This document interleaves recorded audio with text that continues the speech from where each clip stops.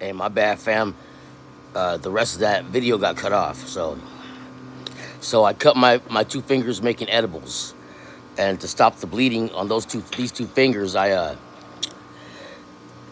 put like a napkin. I squeezed it hella hard, because the vein on my arm, this arm over here, it was huge. It's a cow's vein, a cow's jugular vein, for dialysis, of course, as I was saying. So I cut my two fingers. I put too much pressure on the cuts. I grew a blood blister, a big old black fucking blister. And I was kind of drunk that night, so I didn't want to go to the hospital. My homegirl Monique, shout out, she's like, "Well, you gotta go check that out. It looks disgusting." I'm like, the next day I was like, "Yeah, I should have listened to you." So my uncle and my cousin came over. Shout out to my uncle, rest in peace, Tio Mario, I love you. And Frankie, my cousin Frankie, they came over and looked at it. They wrapped it up with gauze, and I slept on it. I went to sleep. The next morning I wake up and I go use the bathroom. I undo the gauze and splat. Blood just squirts everywhere, all over the mirror, on the sink, on the counter, and now it's drizzling down my arm, off my elbow, onto the floor.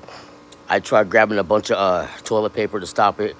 Again, I'm blind. I can only see out of one eyeball, so I couldn't tell where exactly the blood was coming from. I knew it was coming from that blister, but that popped.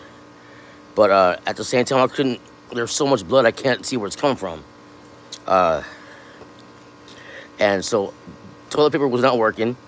I run to the kitchen and grab a paper towels. That's not stopping the blood. So now there's blood running from my bathroom all the way to the kitchen. In the kitchen, I mean, it was a fucking mess. It was like a horror movie. I shit you not. And I'm yelling to Alexa, "Alexa, call 911." She's like, "I'm sorry, I can't." I'm like, "You bitch!" And so I was putting pressure on my whole arm. I had like my whole arm like this, my hand over the arm, trying to stop the bleeding. And finally, I called 911. They're taking like 10 minutes. And when the EMT comes, one of them was like a rookie. He's like a trainee. He's like, "Oh my God." I'm like, "Bro, get your shit together. I'm starting to get dizzy over here. We gotta go." I'm like, "Wrap this up." Pardon me. So he wraps it up.